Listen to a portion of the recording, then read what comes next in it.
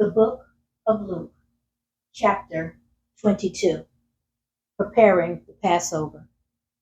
Now the feast of unleavened bread, which is called the Passover, was approaching, and the chief priests and scribes were trying to find a way to put him to death, since they were afraid of the people.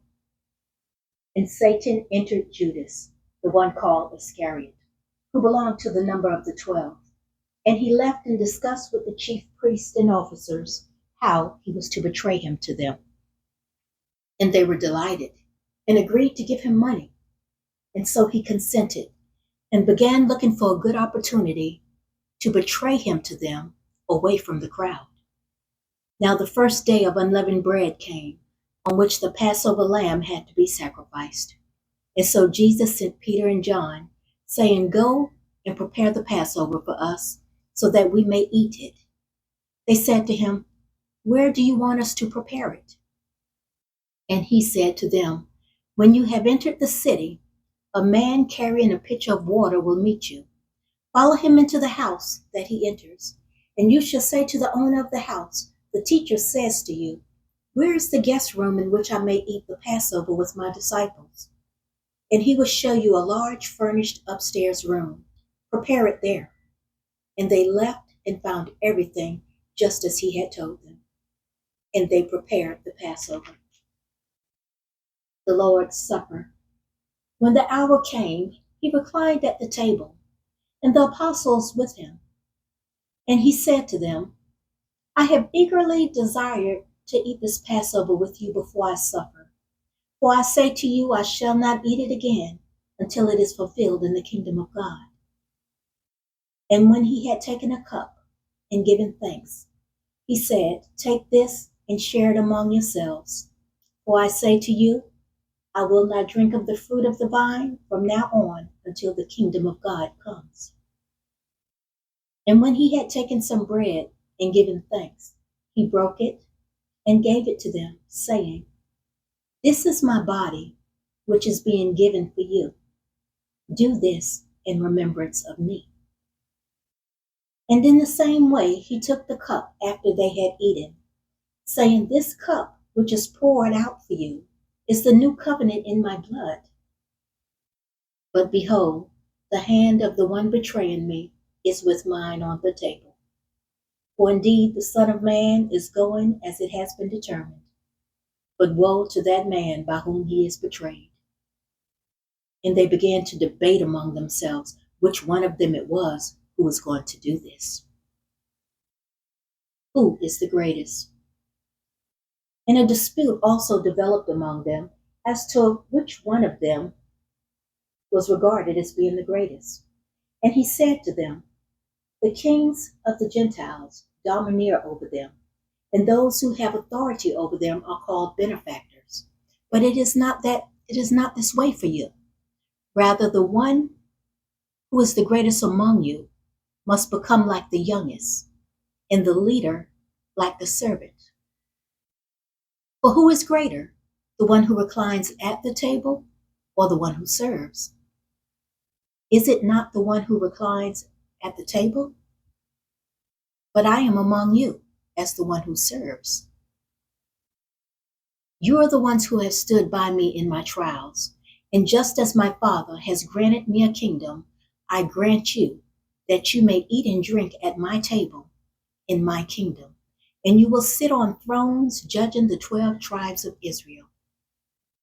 Simon, Simon, behold, Satan has demanded to sift you men like wheat, but I have prayed for you that your faith will not fail. And you, when you have turned back, strengthen your brothers." But he said to him, "Lord, I am ready to go with you both to prison and to death." But he said, "I tell you, Peter, the rooster will not crow today until you have denied 3 times that you know me." And he said to them, "When I sent you out without money belt and bags and sandals, you did not lack anything, did you?" They said, "No, nothing." And he said to them, "But now, whoever has a money belt is to take it along. Likewise also a bag. And whoever has no sword is to sell his cloak and buy one. For I tell you that this which is written must be fulfilled in me. And he was counted with wrongdoers. For that which refers to me has its fulfillment. They said, Lord, look, here are 2 swords. And he said to them, it is enough. The Garden of Gethsemane. And he came out and went, as was his habit, to the Mount of Olives, and the disciples also followed him. Now when he arrived at the place, he said to them, pray that you do not come into temptation. And he withdrew from them about a stone's throw, and he knelt down and began to pray, saying, Father, if you are willing, remove this cup from me. Yet not my will, but yours be done. Now an angel from heaven appeared to him, strengthening him. And being in agony, he was praying very fervently, and his sweat became like drops of blood falling down upon the ground. When he rose from prayer, he came to the disciples and found them sleeping from sorrow. And he said to them, why are you sleeping? Get up and pray that you do not come into temptation. Jesus betrayed by Judas. While he was still speaking, behold, a crowd came, and the one called Judas, one of the 12, was leading the way for them. And he approached Jesus to kiss him. But Jesus said to him, Judas, are you betraying the Son of Man with a kiss?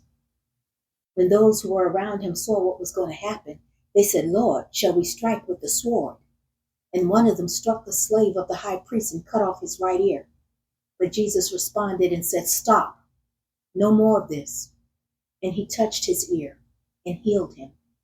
And Jesus said to the chief priests and officers of the temple and elders who had come against him, have you come out with swords and clubs as you would against a man inciting a revolt?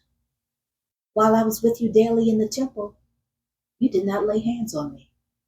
But this hour and the power of darkness are yours. Jesus' arrest. Now they arrested him and led him away and brought him to the house of the high priest. But Peter was following at a distance. After they kindled a fire in the middle of the courtyard and sat down together, Peter was sitting among them. And a slave woman, seeing him as he sat in the firelight and staring at him, said, this man was with him as well. But he denied it, saying, I do not know him, woman.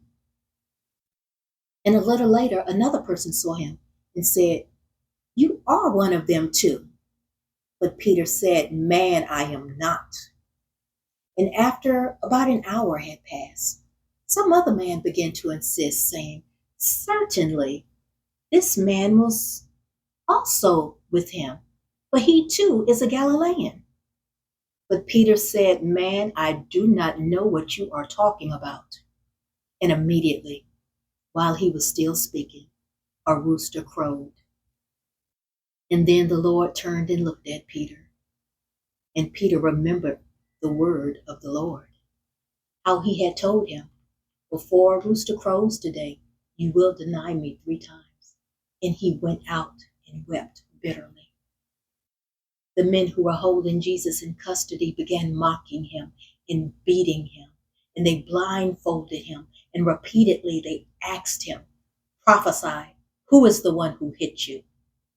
And they were saying many other things against him, blaspheming. Jesus before the Sanhedrin. When it was day, the council of elders of the people assembled, both chief priests and scribes, and they led him away to their council chamber, saying, if you are the Christ, tell us. But he said to them, if I tell you, you will not believe. And if I ask a question, you will not answer. But from now on, the Son of Man will be seated at the right hand of power of God. And they all said, so you are the Son of God? And he said to them, you say correctly that I am. And then they said, What further need do we have of testimony? We have heard it ourselves from his own mouth. This concludes the reading of the book of Luke.